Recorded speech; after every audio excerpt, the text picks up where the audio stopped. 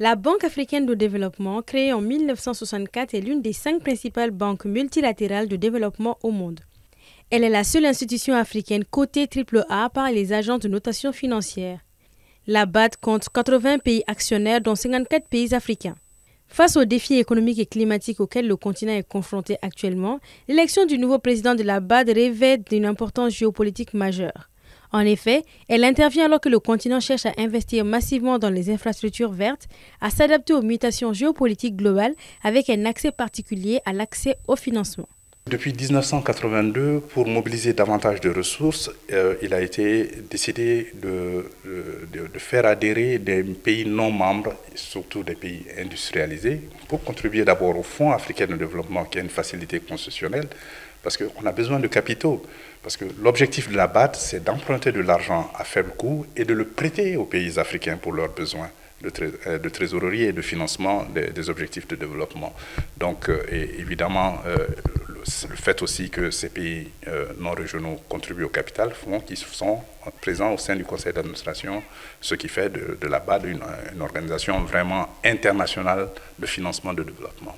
Le nouveau président de la BAD, qui sera élu pour les 5 prochaines années, pilotera une banque continentale au rôle central dans le financement des infrastructures, la résilience climatique, la transition énergétique ou encore l'intégration économique africaine. Il devra également équilibrer les intérêts des membres régionaux et non régionaux, tout en renforçant la transparence, l'efficacité institutionnelle et la crédibilité de la BAD face aux agences de notation et aux marchés. Car oui, le choix du nouveau dirigeant sera scruté de près par les marchés, les partenaires techniques et financiers, mais surtout par les États africains eux-mêmes. Il y a des facilités aussi concessionnelles au sein de la BAD, en dehors des projets et programmes normaux, qui concernent le Fonds africain de développement, qui a été créé en 1972, et la facilité pour le Nigeria, qui a été créé, le Fonds spécial pour le Nigeria, qui a été créé en 1976.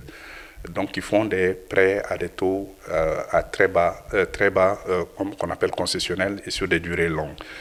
Donc, l'enjeu pour tout cela, c'est comment, parce que c'est la plus grande institution panafricaine financière de développement, donc évidemment, l'enjeu est de taille pour l'ensemble des pays. De ce lundi 26 au mercredi 27 mai, avant l'élection, le groupe de la BAD examinera en profondeur, courant ses assemblées, la manière dont l'Afrique peut mieux exploiter la richesse de son capital et relever les défis actuels tels que le lourd fardeau de la dette, le changement climatique et la hausse des droits de douane dans un contexte géopolitique complexe, a déclaré le secrétaire général et l'économiste en chef de l'institution.